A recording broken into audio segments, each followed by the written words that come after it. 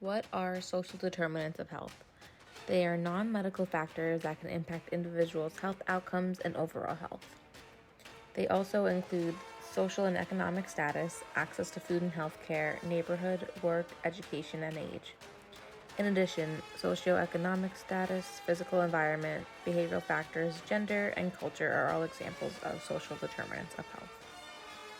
Healthy eating is our shield against chronic diseases. Diets rich in fruits, vegetables, whole grains, and lean proteins can reduce the risk of ailments like heart disease, diabetes, and even certain cancers. Simply put, the food choices that we make today can dictate our health tomorrow. Whole foods refer to foods that are either unprocessed or minimally processed. This means that they're in their natural state or very close to it. For example, an apple right off a tree or freshly picked vegetables from a garden. Whole foods are rich in essential nutrients like vitamins, minerals, healthy fats, protein, and complex carbohydrates. In the American diet, moderately processed foods play a notable role.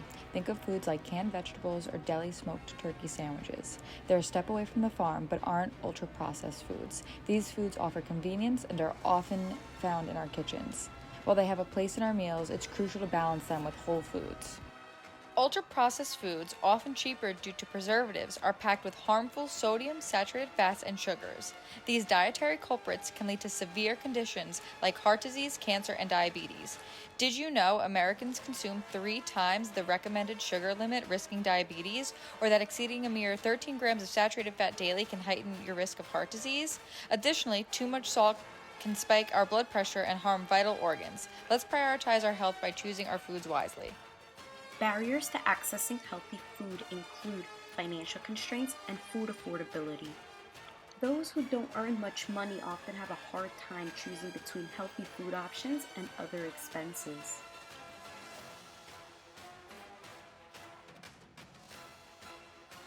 Good and healthy foods like fresh fruits and vegetables cost more than other less healthier options.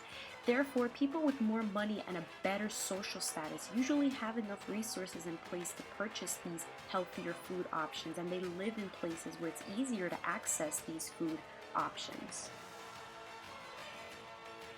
Education and health literacy in regards to food choices are very important, because if you don't know what to eat, you may be picking the not so healthy food options because they are cheap and easier to consume.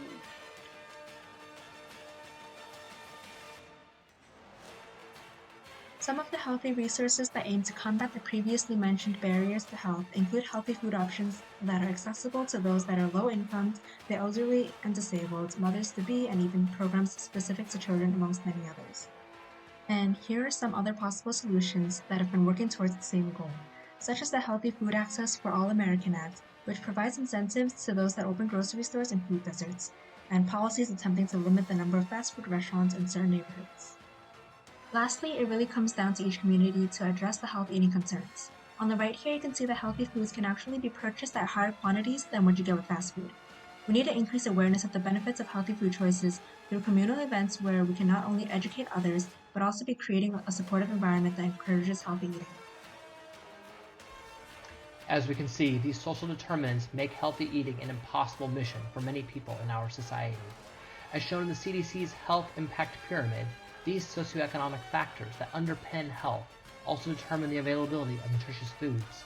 While interventions like nutrition counseling do provide some benefit, the pyramid reveals the hard truth that to be most effective, interventions must target the base of the pyramid.